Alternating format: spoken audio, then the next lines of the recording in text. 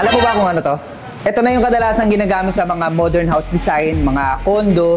Kung nanonood kayo ng mga vlog condo makeover ni Madam El o kaya house to review ni Sir Oliver Austria, makikita nyo to sa mga videos nila. Ito, ang tawag dito ay miniature distribution panel. So ito na yung mas modern version ng mga nakasanayan nating fuse box, plug-in panels. Kaya kung mapapansin nyo, mas maganda na talaga itsura niya compared sa mga nakasanayan natin. In terms of quality naman, of course, mas matibay yung mga fuse box, plug-in panel, and yung bolt-on type. So ito kasi, kadalasan, gawa na sila sa plastic, which is maganda rin naman kasi hindi sila kinakalawang. Kaya lang yung possible na downside nga nito is, pagdating ng mga 10 years pataas, pwedeng lumutong yung panel nito. So, pagka gano'n, magpapalit na kayo ng panel. So, yung main reason talaga kung bakit ito na yung kadalasan ginagamit sa mga modern house design, mga condo unit sa panahon natin ngayon, ay syempre dahil nga sa design ng panel at ng breakers niya. So, ito kasi modern na yung panel niya, nakikita niya naman, mas maliit na siya compared sa mga dati.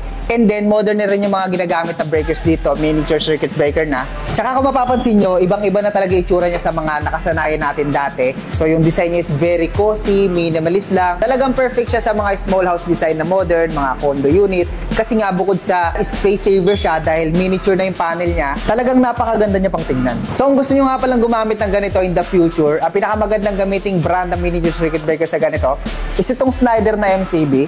So ito kasi world class talaga yung quality nito. Ginagamit tong breaker na to maging sa wiring ng mga commercial, katulad ng mga hotel, mga mall. Kaya kung gusto niyo talaga ng quality na MCB, Schneider na brand yung gamitin nyo. Pero syempre, medyo mas mahal talaga itong mga ganito. Kaya kung naghahanap kayo ng budget friendly pero high quality, pwede rin naman kayong gumamit nitong Wixim na brand.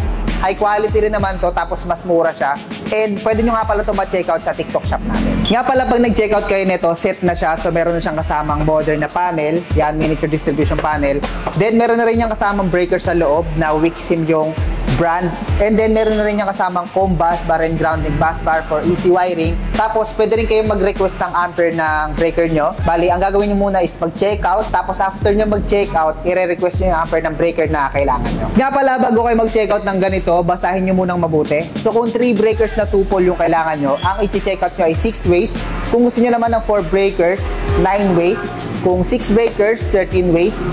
Kung 9 breakers, 18 ways. At kung 12 breakers naman yung kailangan nyo, 26 ways na panel yung i-check out nyo. So yun lang, kung mahilig ka sa aesthetic and minimalist design at nagpapagawa ka ng modern design na bahay or nagpaparenovate ng condo unit, available na to sa ating TikTok shop. Just check out.